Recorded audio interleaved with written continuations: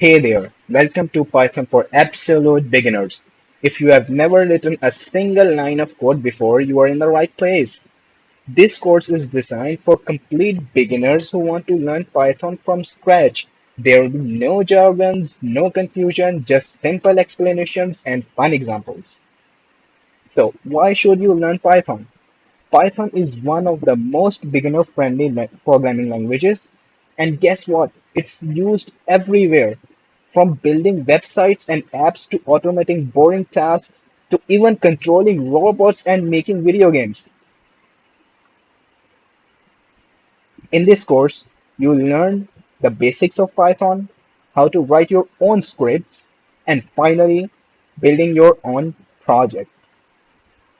Now, before we dive in, let's install everything that we need. First of all, you have to go to python.org and install Python. So here we go. Click on this.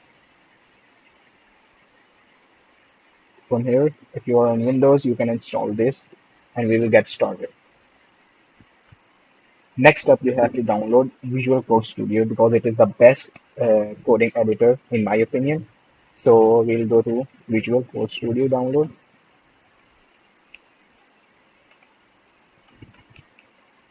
And from here, you can install. If you are on Windows, you can install from here. For Linux, from here, and for Mac, from here. So after you have installed it, I will not install because I have already installed this. If you have installed it, then you'll have to open it. So when we open it, we'll have to create a new file. Go to File, New File, Python file. So we have created our first file. Now let's write some code. I'll write just some basic code.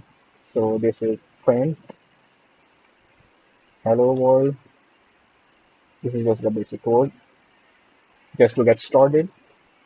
And from here, we can run it.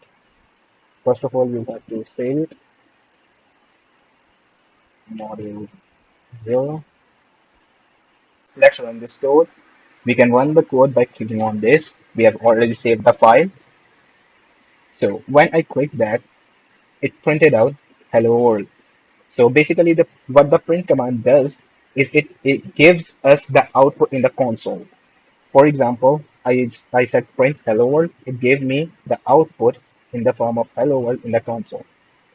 In the next lectures, we'll learn about variables, data types, and how to get input from the users.